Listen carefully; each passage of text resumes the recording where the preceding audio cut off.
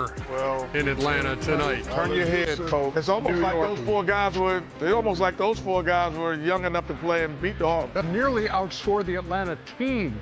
In fact, he had at that point 24-22 through 20 minutes in the game. And then Dyson Daniels throws a bow at Mitchell Robinson. Mitchell Robinson, you got to be smarter than this. You got another game to play. He wasn't really. No, it didn't look bad. I don't know. Like right there, he could have left. No, he could have got suspended. That's all, old man. Oh, everybody got on the ground. Watch out, old man. Look at that. Oh, 72-22 when they're ejected. Meantime, Jalen Brunson. Write me down.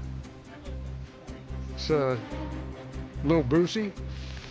Did Lil Boosie get hurt? I think he was okay. No, I think. Well, no. Hey, listen, his feelings were hurt. He was pulling for the Hawks. Hawks up. Hawks down 47 at the half. Oh, kill 47 at the half. That's a record for a playoff. Let's damn sure hope so. Yep. They led by as many as 61. Didn't the Knicks? 61. It was 101-40 at one point. I'm been on the team down 61. Let me tell you something. And as you see there, not everybody had 24. Like OG had 29, Brunson had 17. If you couldn't get 20 in this game, you and Nick, I would cut it. That's exactly right. Win that thing by. You can't get 20 against these guys. You can't get 20 out of 140. You should be on the team.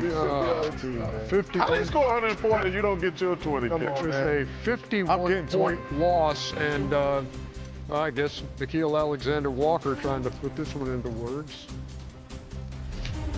At no point in time at all this season were we that bad, but we were tonight. Doesn't end here. You know, this is something to build on, something to grow from, to grow and learn from.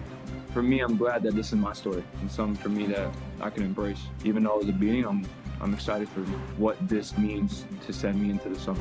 The guys, their connectedness right now is off the charts.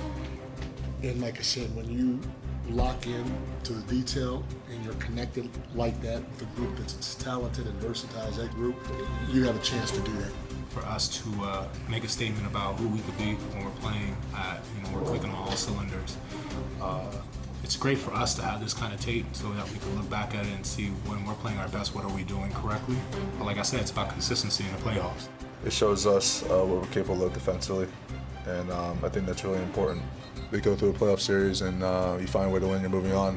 You see where you're pushed. You see where you have to get better, and you build off that. Among the numbers that you can digest from this beatdown, 47 at the half, 53 after 3. Those are both records. Largest home loss in Atlanta history. Largest playoff loss. Can I say something, Ernie? Yeah. What would you like to say? I want to say this. This was an awful night for the Atlanta Hawks, Coach Snyder, and all the Atlanta Hawks fans. But man, they had a good season. 10 games over 500, best record in the East after the All-Star break. The best record in the East but they got a bright future. You know, sometimes I know this is going to be a long night for them, but we got to give them what they accomplished this year. They made the trade and start their rebuild, but give them credit. So listen, Coach Snyder and the Atlanta Hawks fans, man, y'all got a bright future going forward. And hey, tonight was just an awful night, but you got a bright future and had a great season. How's a night like that happen, Shaq? Man, there's really no excuse for it. Listen, the Knicks came in with the BTA mode attitude, belt their ass. It's like, hey, we need to not mess around with these guys. Hawks couldn't get a shot. They didn't play with any intensity, didn't play with any energy. Fans were not into the game, and it's quite embarrassing. And I will disagree with Chuck. The future is now. We want to keep saying, wait till next year, wait till next year, wait till next year. Us Atlanteans, we're tired of losing the first and second round. We want our championship now. So really, you had a good season, but it ain't good enough.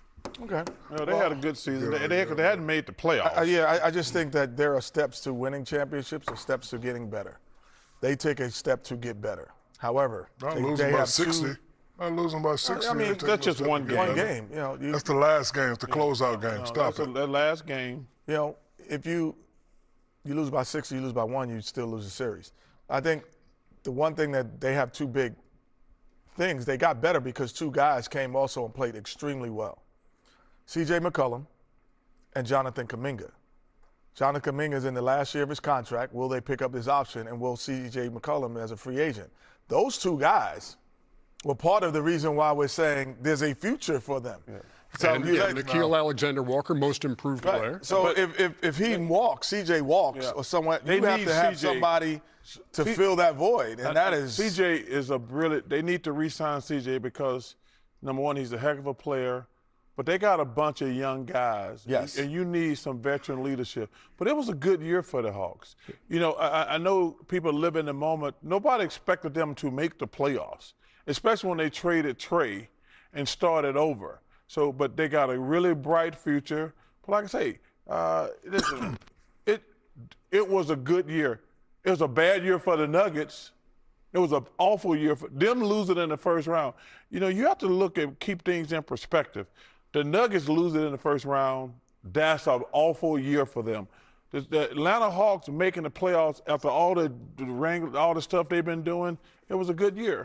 The New York Knicks advance. We don't know who they're going to play yet. It's going to be either Boston or Philadelphia, who are heading to a Game 7. Mm-hmm. And New York hitting its stride. Look, this team went to the Eastern Conference Finals a year ago. You don't like them against well, I think the winner of that series? Well, because number one, how many of those games did Joel Embiid play in? And how many games of those did Jason Tatum play in? Those regular season, that's the thing I told you about the regular season stats. The Sixers are a totally different team with Joel Embiid. Yeah, they are. And the Celtics are a totally different team with Jason Tatum. So those regular season numbers mean absolutely nothing to me. Okay, but what you've seen of Philadelphia and Boston now, and what you've seen of New York now. Well, listen, we're going to show the highlights. I thought tonight, we said before the game, I said I didn't expect Joel to have another monster game. I thought it was going to come down to Tatum, Paul George, and VJ. And that's what it came down to, and they won. The Celtics, I don't know what they be doing. Well, let's keep it right there because we can continue this after we look at the highlights, which we're going to do after we take a break here on Inside the NBA. See how I short-circuited that? Man, live. It's NBA halftime. It's presented by Hyundai. Shaq working some resuscitation techniques. Man. I don't think that's going to, white flag going up. Hey, America. Yeah. I'm just going to be the voice of reason here. These dudes are being silly. Yeah. The Hawks can come back. Can I sing my song, Ernie? Go ahead. That's it. It's so hard to say goodbye.